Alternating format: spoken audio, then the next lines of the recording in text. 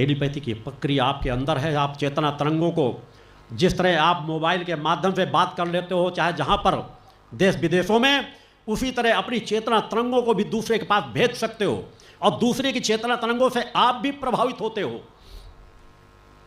अतः अपनी चेतना तरंगों को और व्यापक बनाओ।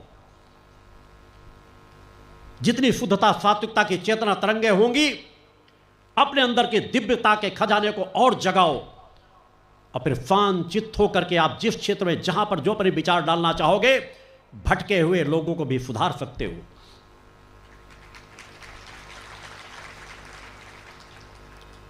आपके पास वह सब कुछ क्षमताएं हैं, सोचने, समझने, निर्णय लेने की, तरंगों की।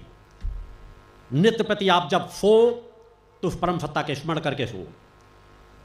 आपके अंदर क्षमता है। आप कई बार देखते हैं कि आप सो जाते हैं, बस उस जानवर का मैं नाम नहीं लेना चाहूँगा जो सोता ही रहता है।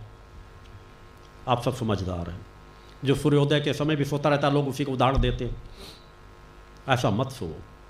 जब सो तो एक निर्णय लेकर सो कि मुझे इतने बजकर इतने मिनट इतने सेकंड पर जगना है। आप स्वयं देखोगे आपके आदेश पर आपकी आत्मा कार्य करती है। आपको उतने मिनट उतने सेकंड पर आपकी आत्मा जगाएगी जरूर।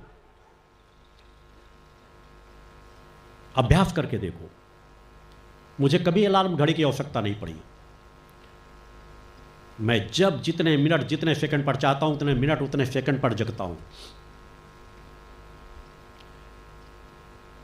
अभ्यास करो। आपके अंदर वो गुण मौजूद है, केवल उन गुणों को जगाने की जरूरत है। मगर वो गुण तभी जगेंगे जब शुद्धता, सात्विकता, पवित्रता का जीवन जियोगे। अपने अंदर की क्षमताओं को जगाना सीखो। अनित, अन्याय, अधर्म के विरुद्ध आवाज उठाना सीखो। हम बहुत अत्याचार सह चुके। उस अत्याचार से सबसे पहले अपने आप को मुक्त कराओ। केवल बाहरी अत्याचारों से अधिक हमने अपने ऊपर ही अत्याचार कर रखे हैं, अपनी आत्मा भी अत्याचार कर रखे हैं। तो पहले अपने आप से लड़ना सीखो। अपने एक एक अवगुण को दूर भगाओ कि मुझे इतने समय जगना है तो जगना है। आलस से मुझे दूर भागना है। मुझे नशे मांस का सेवन नहीं करना। मुझे निगेटिव विचारों में नहीं रहना। मुझे गंदी फिल्में, पिक्चर नहीं देखनी। हर पल सोच में रहो। मुझे अपने समय को नष्ट नहीं करना। एक एक पल का उपयोग करो। हर आधे घंटे बाद देखो कोई निगेटिव विचार तो मेरे मन मस्तिष्क में नहीं चल रहे, उन विचारों को छोड़ दो। दूसरे विचारों को, तत्काल अच्छे विचारों को ग्रहण करो। आप कपड़े पहने रहते हो, कहीं धूल की कोई चीज़ लग जाती है, मिट्टी लग जाए, आप तुरंत उसे झाड़ देते हो। बाहर से ज़्यादा अपने अंदर जो अपवित्रता जा रही है उसे झाड़ना जिस दिन सीख जाओगे उस दिन तुम्हारा जीवन संवरने लग जाएगा। बाहर से कई गुना ज़्यादा अंदर को पवित्र बनाओ। तुम बाहर से गोरे हो, काले हो, कैसे हो, ये मायने नहीं रखता। तुम अंदर से कैसे हो वह मायने रखता है।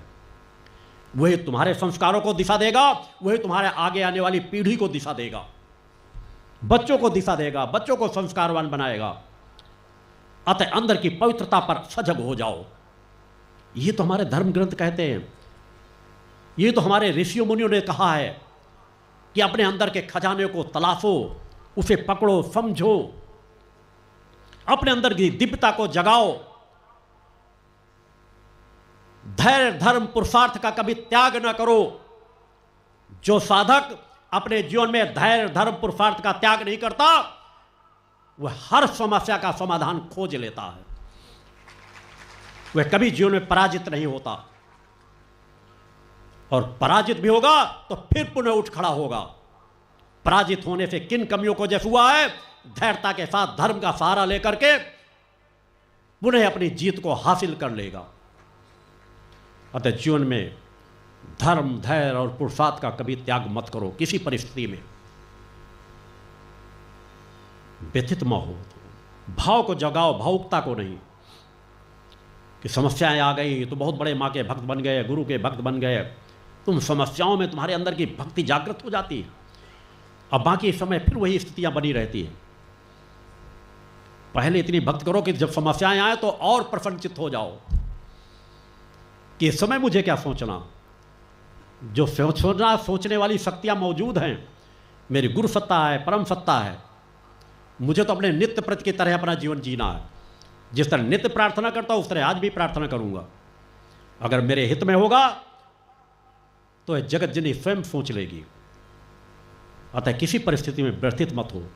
लाभ हान जीवन मरण ये सब प्रकट सत्ता के चक्र चल रहे हैं हमारे कर्मों के अनुसार, अतः उनमें व्यथित मत हो। सत्य को सत्य के रूप में धारण करो।